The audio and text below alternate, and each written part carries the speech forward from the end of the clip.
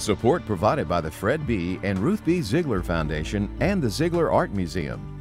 Located in Jennings City Hall, the museum focuses on emerging Louisiana artists and is a historical and cultural center for Southwest Louisiana.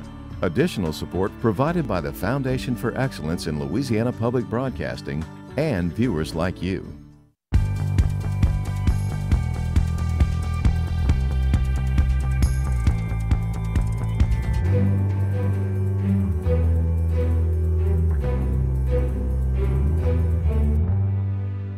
I think that these are some of the darkest days state police has had. Allegations that rip the public's trust. How do you change it? By electing people that don't do that. Reversing the dysfunction that is our nation's capital. It's a tough survey on Louisiana. Another ranking, another black eye. But why the governor says, hold on a minute. Hi everyone, I'm Andre Morrow. More on those stories in a minute, but right now on the state we're in, the unusual state we're in, some of us anyway, the National Weather Service predicted a winter weather advisory for areas of south central and southeast Louisiana beginning overnight. Just a little dusting, little accumulation, they said, and not in the northern part of the state that would usually get it. Forecast revision time. Check out the state capitol on this December 8th, 2017. Much more than a dusting. Big, white, fluffy flakes began falling between 2 and 3 a.m. Friday. The result, widespread cancellations, a winter rarity for many of us. And now we'll look at the week's other headlines. Governor John Bel Edwards is going to the state's Supreme Court in hopes of reviving his executive order aimed at protecting the rights of lesbian, gay, bisexual, and transgender people working in state government. His attempts to ban the discrimination were challenged by Attorney General Jeff Landry and struck down by a lower court. Their ruling said it was an unconstitutional attempt to expand state law. The governor's appeal to the highest court is that his order is a policy directive and not a law. The state continues to make payments to patients who are no longer alive. A new Department of Health audit finds it paid $718,000 over 4 years for Medicaid patients who didn't need the services because they had passed away. Legislative Auditor Darryl Papura released the report saying the department made the payments from 2013 to 2017 mostly to managed care companies on behalf of 712 deceased Medicaid patients. This gaffe is actually an improvement from a previous audit. An audit 4 years ago found almost $2 million was sent to more than 1,700 deceased Medicaid patients in less than 2 years. The department says it's working to correct the mistakes and trying to get that money back. Another audit shows a grim reality to the state's bank account. Louisiana assets managed by the state treasury fell by $2.4 billion in 4 years as debt increased $1 billion during that time period. The legislative auditor's report found no wrongdoing on the state's part, but determined that repeated sweeps of dedicated funds in recent years to shore up the state's day-to-day finances has left Louisiana with a smaller investment portfolio. The governor's office says deceptive practices by the previous administration to artificially balance the budget created the current fiscal crisis. President Trump's Interior Secretary Ryan Zinke is vowing to slash red tape to fast-track Louisiana coastal restoration projects. He was in the state this past weekend, invited by the state's congressional delegation. Zinke says there's a lot he can do to work with agencies like the Army Corps of Engineers to get things moving and not bogged down in bureaucracy. Louisianians who saw their lives turned upside down in the 2016 floods are nervously watching what happens with the National Flood Insurance Program. The program is set to expire Friday night, December 8th, if Congress doesn't act. Lawmakers are looking for a 2-week extension to buy time in an attempt to fix ongoing problems. If it expires, expect the potential disruption of real estate markets and a surge in fear and anxiety for those living in areas prone to flooding. Senator John Kennedy is assuring people the extension will happen. LSU will end its 2017 football season January 1st against Notre Dame in Orlando's Citrus Bowl. It's the second straight year the Tigers will play in the Citrus Bowl. LSU will go into the game ranked 17th in the college football playoff rankings, while the Irish are 14th. But the Tigers are rated as an early favorite. A victory would give LSU 10 wins against 3 defeats. Louisiana Tech is another state school going bowling. The Bulldogs face SMU in the Frisco Bowl December 20th. Also in the news, scandal is rocking the Louisiana State Police Department, and it stems from a string of scathing allegations against former Superintendent Mike Edmonson, the longest tenured superintendent in the state's history. Colonel Edmonson retired amid controversy in early 2017, and the latest in a string of stunning allegations includes a state police report with potential criminal ramifications.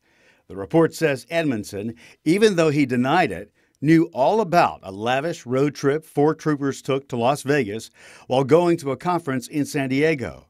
The report says cell phone records proved Edmonson was in touch with them and that he deleted text messages to cover up his alleged knowledge. Also among findings from a report being finalized by the state legislative auditor's office, Edmonson allegedly created a life of luxury, all on the taxpayer's dime. Things like living rent-free for years on the state police compound, to ordering troopers to chauffeur his wife around the state, to allowing friends to stay in New Orleans hotel rooms paid for by the city of New Orleans, but reserved for troopers working security at Mardi Gras.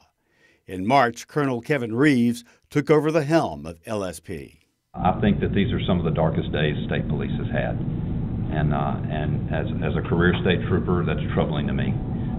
It's troubling to me for the men and women. And I keep saying that, and I know I do, but I feel terrible for the men and women that get up every day and just want to go do the jobs that are committed to the communities they serve.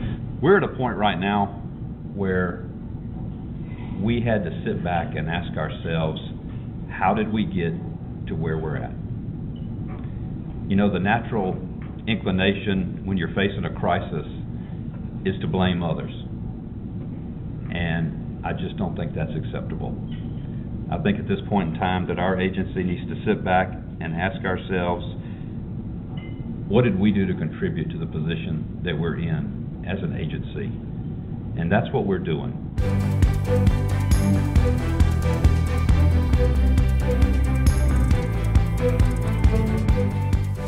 You see the graphic of that survey, and it paints a far different Louisiana than laissez-aller bon temps roulé. Yes, we're considered unique, and you hear visitors always say how friendly we are, but we often rate poorly in true quality of life factors. This latest report just out from 24/7 Wall Street says Louisiana has the worst run state government in America. But Governor Edwards says the report is way off base. He says it's false because the data is from 2 years ago. We asked someone who studies these things. Robert Travis Scott from the Public Affairs Research Council. This kind of survey is right up your alley. Well, I would say so, and it's a tough survey on Louisiana. Boy, is it. Yeah, I mean, if you had to choose a list of things that were tough on Louisiana, this would be the list, but it's not unfair in any way. Pension debt, boom, we get hit with that. Credit rating, bond rating for the state, boom, not a good one. Our jobless rate, especially coming out of the oil bust, that's boom. Crime rates, poverty, education achievement, boom, boom, boom. We're hit with all of these measures that are really tough on Louisiana. But I would say they're all things that need work, but work over the long term. None of these things I think you can fix overnight. Now, of course, we've seen many surveys, and the state typically seems to rate toward the bottom of most of them. So as an impression to the outsider, this is bad news for Louisiana. Well, it's not good for our image. And a couple of years ago, we were at, I think, 43 or so in this list, then dropping down again to, I don't know, in the high 40s. Now we're at number 50 in this survey on totally legitimate counts for the most part. I would say there's one count that might be a little controversial. We're a low-taxed state in this particular survey. And there's some people would say, great, being a low-taxed state is a good thing, not a bad thing. But you get ranked low if you're a low-taxed state in this survey. They have Mississippi, Alabama, 47th and 48th. Sort of the typical same characters are in the same positions often. We know that we've been in this position a lot, but what are some solutions that, even in the immediate, are there any solutions to begin to turn this around? Well, first of all, what about our bond rating? Okay, we have one of the lowest bond ratings in the country among states. So what have you got to do? You've got to look like someone you'd want to loan money to. Right. So you want to have the capacity to pay it. You don't want to borrow outside of your debt limit. Okay, you want to be somebody who looks like they can pay their bills back, has the capacity to do that, and doesn't have too much debt to begin with. So those are all things we need to work on the credit rating side. The pension system. How do you get money into that? Well, yeah, we have a lot of debt in our pension system because we took a lot of our obligations from the past and loaded it up, so we're paying them all now. We're paying them.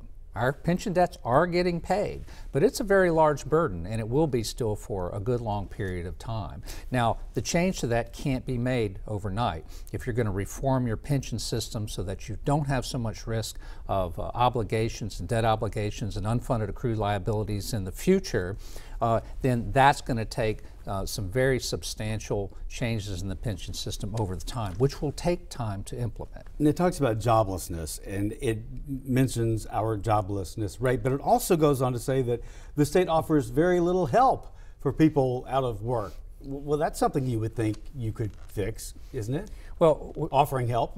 I guess you're right. I mean, they look at the jobless rate over a particular period of time where Louisiana was late going into the recession and late coming out of the recession. We also had an oil bust, as you know. There are a lot of companies in the oil patch who lost a lot of employees. And in North Louisiana, there's been some struggles on the economic side. So all of that sort of builds up to the jobless rate being a tough measure for Louisiana during the period of time that we have it. I think hopefully we'll improve in this area in the future. Of course, education is another one of the big factors here, and we know where we stand there. We rank low compared to other states in educational achievement. However, we have been doing better. I mean, over the last 10, 20 years, if you look at what we've done, our educational achievement has gone up. We've had more accountability, for example, in the school systems, and that's been a very positive thing.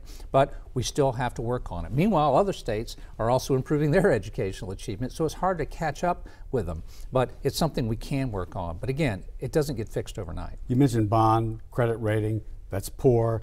It also mentions rainy day fund. We don't have a savings account either. Well, we do have a savings account, but we keep taking money out of it exactly. to pay our bills. And that's one of the problems and one of the measures they have on here. Not only do you need a rainy day fund, which we have, but it needs to be more robust according to the way they want to see this done. Minnesota is rated first, best in this survey. They were, though, 10 spots lower just 5 years ago. So there is room for pretty rapid improvement. There's room for growth. Some of that may be they're putting new measures in there, which benefits one state versus another. But I don't think this is an unfair measure for Louisiana. For example, you have a net migration number in there. It's never been a real strong suit for us. In the future, can we do better on these measures? Yes, we can. Let's put the survey aside for the moment and look at the state. You look at the state right now with things that have happened in the past 6 months. Where do you see us? Do you see some improvements, some big things happening? I do see some improvements in the economy. I'm feeling more optimistic about where we are going with the economy. What you've seen is this oil bust in the patch. You've seen a lot of companies that had to downsize. Hopefully they become more efficient. They're going to come out stronger and that we're going to see more growth in those areas. You see companies hopefully diversifying and that our economy becomes more diversified. We're not quite so dependent on the oil and chemical sector, although those are very important sectors for us and always probably will be. All right, great to talk to you. All right. Thank you very much. Hey. I appreciate it. Yeah, well, good luck to all of us. We keep on trucking, huh? Yeah, you bet. Well, a few of Louisiana's former D.C. representatives weighed in on today's political environment. They were on a panel hosted by the Council for a Better Louisiana. LVB's Kelly Spires was there. Kelly? That's right. Former Senator John Breaux and former Representatives Rodney Alexander and Billy Tozan spoke about the causes of dysfunction in Washington and how to fix it. Representative Tozan is recovering from a cancer treatment and wore glasses to the event. I think that what you've seen, for instance, in the House is both parties, I think, have moved further to the right and further to the left. With the advent and election of so many of the Tea Party Republicans, it has moved their caucus further to the right. With the defeat of all the so-called blue dog Democrats, who are more conservative to moderate, the Democratic caucus has moved further to the left. And really the middle has become smaller and smaller. And I've always felt that the way to form consensus is from the center, working your way out. I served 15 years as a Democrat, blue dog Democrat, when, even before that as a boll weevil, when we could work across party lines. And in fact, we were more often at the White House with President Reagan than were Republicans, because he counted on us to make the majority for him. And we did, more often than not, make the majority for him. But we were allowed to do that. There were 45, I think, boll weevils at the time. Before I got there, there were about 100 conservative or moderate Democrats in the Democratic caucus. It kept shrinking. That 45 boll weevil group shrunk down to no more than less than 20.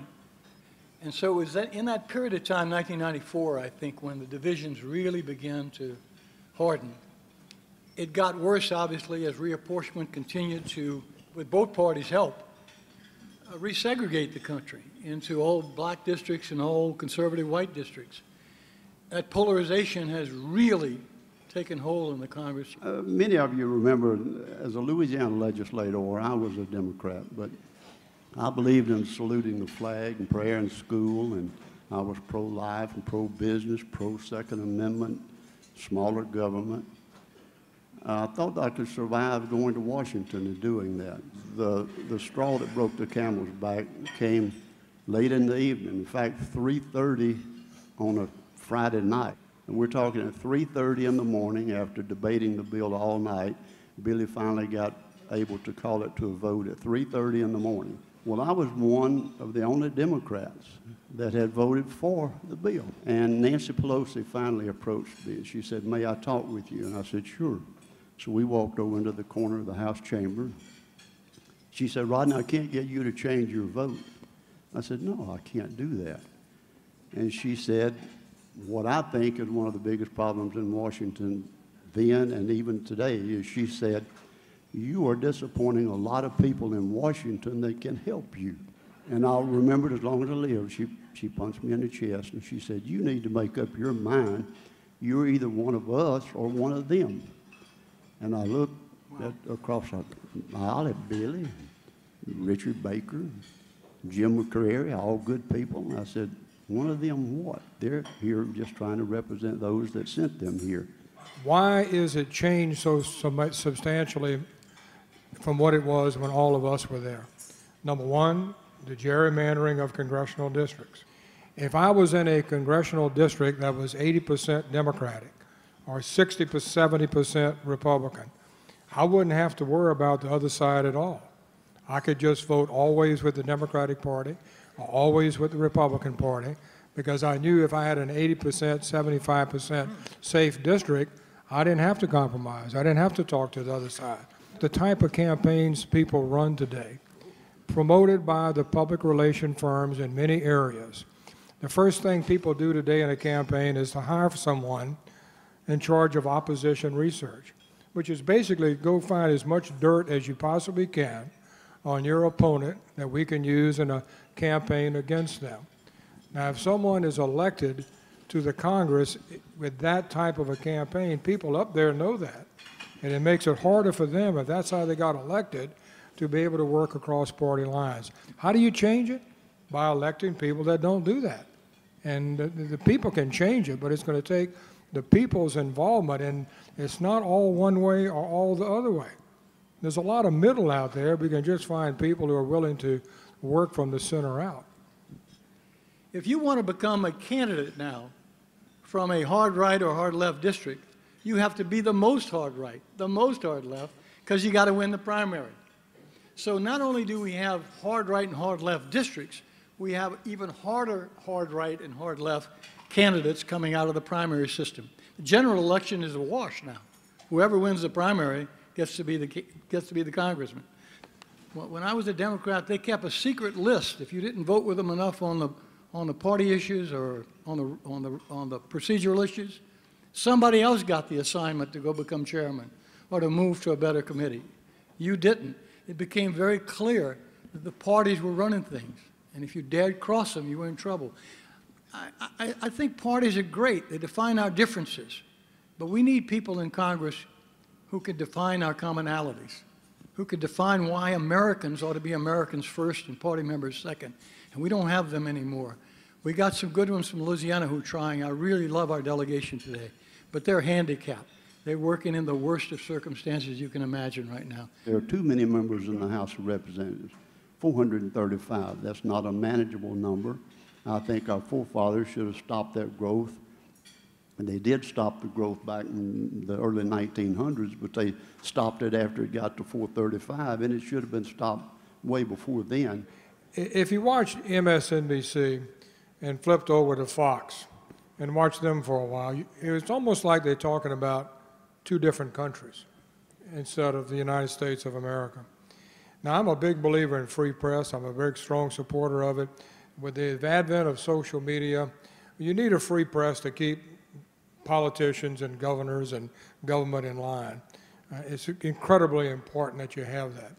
But having said that, I mean, all the different social media outlets you have now that cater to one extreme or the other promote the people who run from one extreme to the other.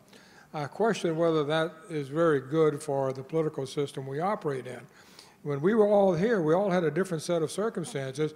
One thing that was also different, we didn't have all the social 24/7 news outlets that we have now, that you join one side or you join the other. You watch Fox or you watch MSNBC. I just want to encourage you. Encourage our local officials, Democrat and Republicans, have fun again. We're all one people. We're one great state. CABL has done a great job to make us a great state. Let's have a little fun again. Laissez le bon temps rouler. Let's be Americans, Louisianians first, and put some of this mean politics behind us. God bless you. Thank you. The former lawmakers say they hope Louisiana's state legislature won't devolve into party politics like Washington has. Andre? Quite an event. This was at LeBair's Casino, and there were 4 people on the panel. The 4th person didn't speak. Who was that? That was the moderator, Clancy Dubose from the Gambit. All right. They did all the speaking. Interesting. Thank you very much. Appreciate it. You know, for much of the southern half of Louisiana, this date is one that we'll check off. We'll remember it because of the snow that we woke up to. The amount of it is something we hardly ever see here. Videographer Rex Q. Fortenberry captures it for all of us here on the state we're in.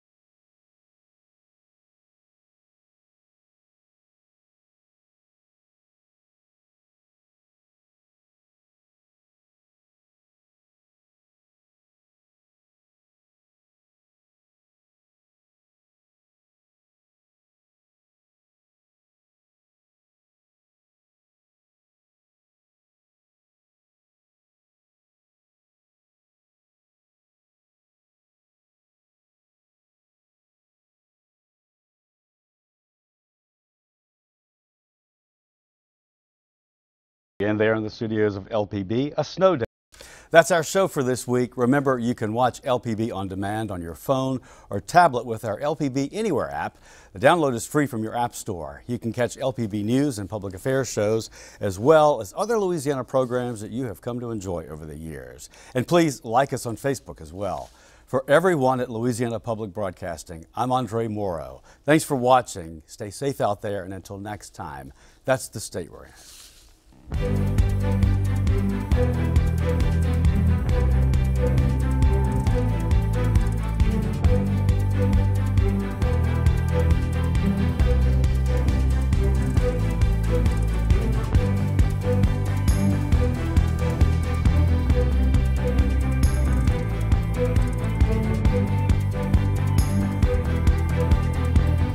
Check us out on Facebook and Twitter, and visit lpb.org, where you can view more stories and leave us a comment. This program is available on DVD. Support provided by the Fred B. and Ruth B. Ziegler Foundation and the Ziegler Art Museum. Located in Jennings City Hall, the museum focuses on emerging Louisiana artists and is a historical and cultural center for Southwest Louisiana. Additional support provided by the Foundation for Excellence in Louisiana Public Broadcasting and viewers like you.